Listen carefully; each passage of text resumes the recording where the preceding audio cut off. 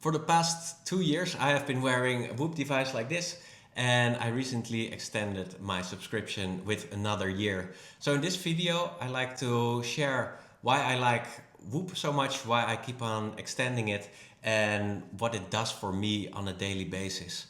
I'm not really going into the technical details and stuff like that because I think there's already a lot of videos about that.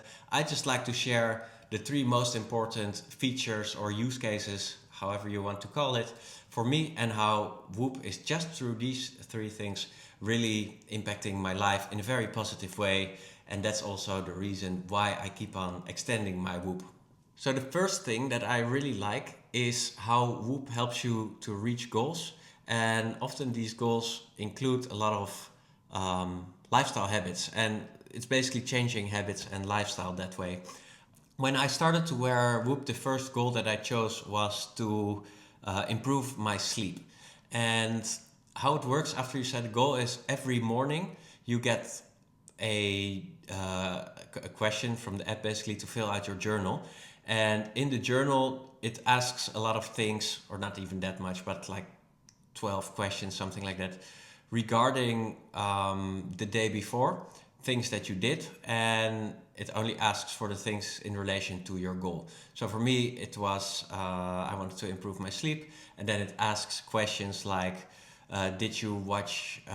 Did you have any screen time in bed? Did you drink coffee? How, if yes, how much coffee did you drink? At what time was your last coffee? Stuff like that. And it asks a couple of obvious questions, but it also asks a couple of less obvious questions. And one of them was my daily intake of dairy.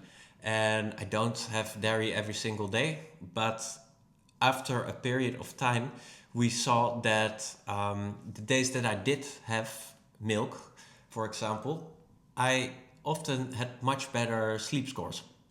So I started to experiment with that, and it turned out that there was indeed like a relation between having dairy a day and how I slept that night. So that meant that making sure I had at least one portion of dairy every single day increased my sleep consistently. And then I started to translate that to daily life. And sometimes I have oats for lunch, or sometimes I drink a cappuccino in the morning, or something like that. So I get some dairy in, but sometimes I didn't. And then I started to either have like a glass of milk, which is not my favorite drink, but just for the experiment, or to have like a decaf cappuccino or something else in the evening, at least to get some milk in.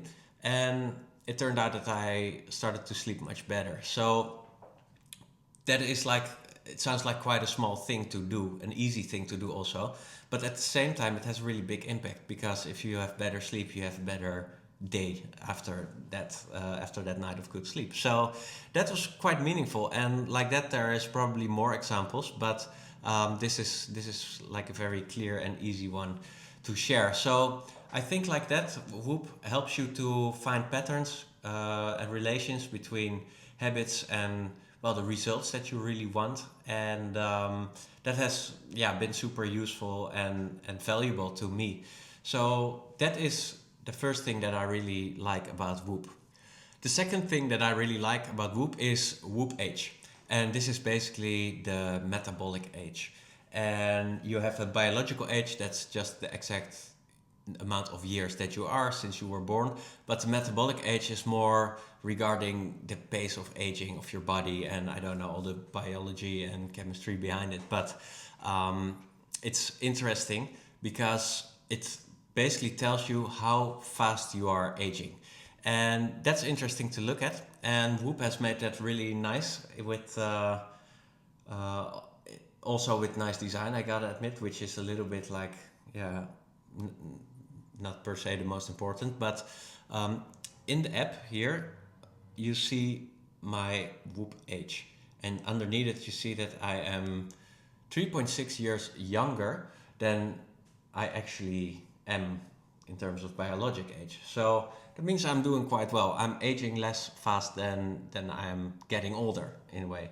So that's interesting. And this is the kind of metric that gets pretty addictive to optimize. So every week you get like results. That week, how did you do? How have you been aging? Did you manage to even further increase the difference between your biological age and the Whoop age? Which is a good thing, of course, because the younger you are in Whoop age, the slower you are aging, and that's nice.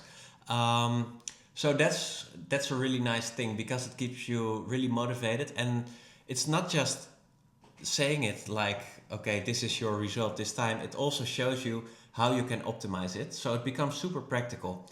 Now here the last weeks have not been too good, but here you see like, okay, from orange to green, from orange to green, and you see all these things that have that influence your final result, and from there you can just take really practical actions to improve. So currently, time in HR zones 4 to 5, for example, is not very high. And then the practical thing for the next week could be, okay, increase the time in hard zones 4 to 5. I go for a run every Saturday night, and then normally I just go slow paced, long run. But I could, for example, go for a bit shorter distance, but a much higher speed, so that I have more minutes in zone 4 or 5, and that way improve my my Whoop age. And basically, what's happening with these kind of things is that you improve your VO2 max, for example, just other kind of metrics, but they just explain it in a different kind of way by telling you what is actually the result of improving these metrics. Well, that you age slower. So that's really nice, and that's something that's addictive in a nice way, and that I really like. So that's another use case. The third use case that I like to explain a little bit about, it's actually more a feature, but still very nice, I think, and that's the communities. So you have different communities in the app. You see the examples here. Indonesia, I have martial artists, I have men in the age 30 to 40, and I have the Netherlands. And here you can see how you compare with other people who wear Whoop. And then if you are wearing Whoop, you're automatically part of different communities. Because I stay in Indonesia, I'm a martial artist, and of course you have to join these groups, so it does not directly know that you are a martial artist or that you're in Indonesia, but you can just join these groups and that does not cost anything or whatever.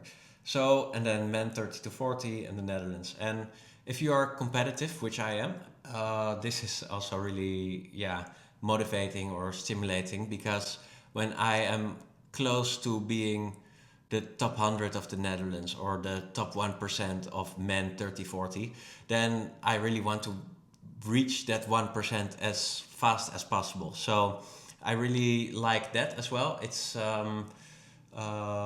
just Whoop members who are in there. And one thing, but that's not per se just for the communities, but I think more Whoop in general. The scores are, for example, the strain and recovery, and like a lot of things, the VO2 max also, and the age, the pace of aging, all these things, it evolves quite a bit around cardio and around cardio sports for that reason. So if you are more into strength training, it's not really as big, I would say. Although strength training, of course, you can also add to the app, and you can also write down what kind of fitness you did or what kind of strength training exercises. So there is room for it, but it seems to be evolving a bit more around cardio sports. So those are the most important use cases and features of Whoop for me. I hope you liked this video, and if you have more questions, more specific things you like to know about Whoop, I'm wearing it for more than 2 years every single day already. So if you have any questions, let me know. I'm more than happy to answer and to share my experience with Whoop. Thank you very much for watching, and I'll see you in the next video.